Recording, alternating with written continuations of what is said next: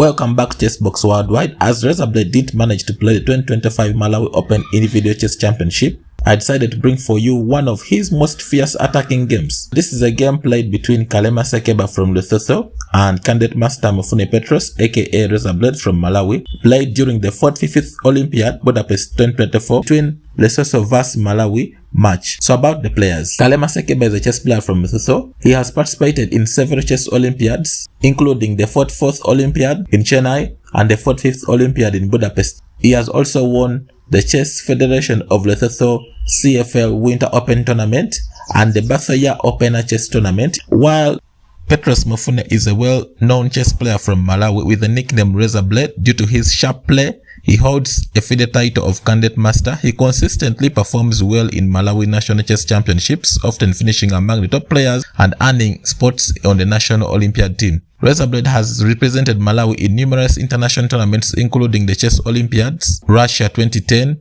Baku 2016 and Budapest in 2024. He has gained fame for winning gold tournaments in Malawi where a live goat is awarded as a prize. Mfune Petros is a prominent figure in Malawian chess scene, contributing the country's representation in international chess. This is a masterpiece. Ladies and gentlemen, welcome to the center of African chess. In the white pieces, Khalema Sechaba from Lesotho opened the game with 1d4 and knight f6 from Razorblade. c4, you see e5 from Razorblade. e5 introduces the Budapest gambit, and at first glance it seems to lose a pawn. However, the pawn, if taken, is normally returned so that white avoids tactical issues. The resulting positions can lead to white having a slender advantage of having the bishop pair. The potential moves are either pawn takes e5 or pawn d5. I've covered the Budapest gambit and I'm going to attach the link in the description of the video below. Khalema from Lesotho tried to avoid all the potential threats in the position. So he played a3, trying to avoid any bishop checks in the future and also planning to go ahead and expand on the queen side in the future. In this position, Razorblade first of all played pawn takes d4, and after queen takes d4, he played knight c6, hitting on the queen immediately. In this position, queen d3 is anticipated, planning to go ahead to play knight comes to c3, pawn comes to b4, bishop b2. In this position, Khalema from also played queen comes to d2, blocking the bishop on c1, and now we see f5 stopping any further advancements from white. We see knight comes to c3 and now bishop c5, which was a very strong move in the position, planning to go ahead for short castling in the future. Khalema played queen comes to g5, but however e3 should have been considered. For example, after e3 we could see short castling from black, and after knight comes to f3, developing a piece, d6, opening up for the white bishop, queen comes to c2, there we could see bishop comes to e2 or bishop d3 depending on the situation, knight e5, and after bishop comes to e2, rook e8, b3, opening up for the white bishop to sit on b2, then we could see knight comes to g4, and this is a playable game. Let's go back. But after bishop c5, he played queen g5. Razorblade went on to play queen comes to e7. Knight d4 should have been considered, putting an eye on the c2 square, threatening to check the king and win the rook on a spot. Could say queen e5 check, and after queen comes to e7, queen takes e7, bishop takes e7. Knight b5 is a very powerful move because of threatening to go ahead to play knight takes c7 and also attacking the knight which is on d4. So knight takes b5 is a prudent move, c takes b5, knight e4, e3. This is a playable game. But however, after queen g5, Razorblade played queen e7, knight f3 should have been considered.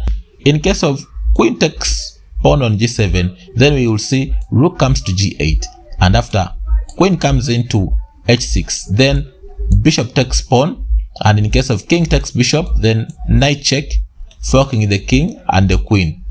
So it means the pawn is purely untouchable. Let's go back. After queen e7, in this position, knight f3 should have been considered. But however, played knight comes to b5, threatening to take the pawn on c7, and in this position, Razorblade unleashed another simple tactic. He played bishop takes pawn on f2. And in case of king takes f2, then we could see knight e4, forking the king and winning the queen on the spot. Let's go back. After bishop f2, he played king d1, moving away from the potential threat. And in this position, he played short castling, which was the best move in the position.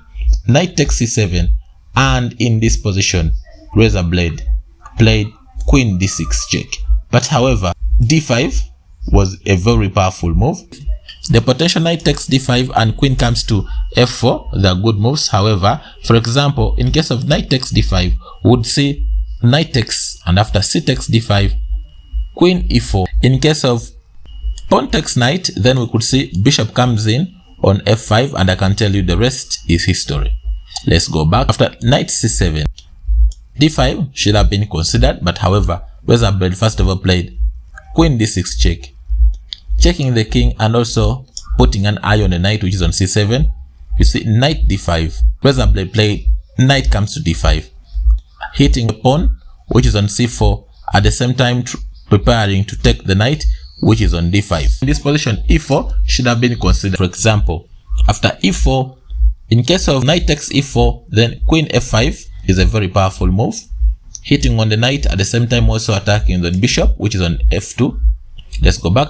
But after e4, in case of knight takes d5, then we could see c takes d5, f6, queen d2, and after bishop comes c5, knight f3, f5, opening up, queen e2, f4, fixing the pawns, bishop comes to f4, queen f6, moving away from the pin. At least white would go on to play this game. But however, after knight e5, he played bishop f4, pinning the knight against the queen. And in this position, we see knight takes d5. In this position, there are two pieces which can be taken. For example, the bishop can take the knight, the pawn can take the knight, and also the queen can take the knight. But let's look at each by turn. For example, in case of bishop takes e5, we would see knight e3, double check, knight check and queen check, and this can be met in one. In case of king goes to c1, queen d1 is checkmate. Let's go back. After d5, Khalema tried c takes d5. Razorblade played queen d5 check, and after bishop d2, defending from the check, we see queen b3 check, and after king c1, we see knight c4, attacking the pawn, which is on b2, and threatening checkmate in a few moves. In this position, bishop c3 should have been considered.